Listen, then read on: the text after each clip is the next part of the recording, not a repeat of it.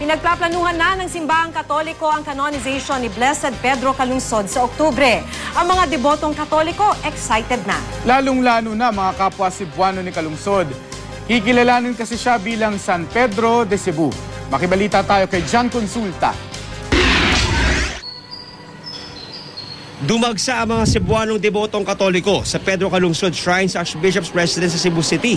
Ipinagdiwang nila ang nakatakdang formal na paghirang kay Blessed Pedro Calungsod bilang ganap na santo sa October 21.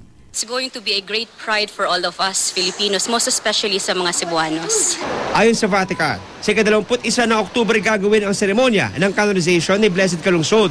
Siya ang magiging ikalawang Pilipinong santo kasunod ni San Lorenzo Ruiz. Kapag naidaos na ang canonization, kikilalanin si Blessed Calungsod bilang San Pedro de Cebu. Nalipay ko nga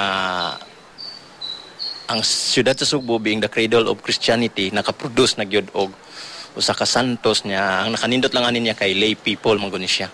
Ang Catholic Bishops' Conference of the Philippines wala bang pahayag ukol sa mga gagawing selebrasyon para sa canonization ni Blessed Calungsod. Ang Archdiocese of Cebu naman, inihahanda na ang Thanksgiving Mass na gagawin pagkatapos ng canonization rites. Inaasahang dadalo ang lahat ng obispo at arsobispo sa buong bansa, kabilang ang ilang pinuno ng simbahan na nakabase sa Vatican. Nasa 4 na milyong piso na ang nalilikom ng Archdiocese of Cebu para sa canonization ni Blessed Calungsod. Inaasahan nilang aabot sila sa target na 50 million pesos na kailangan para sa lahat ng aktibidad kaugnay nito.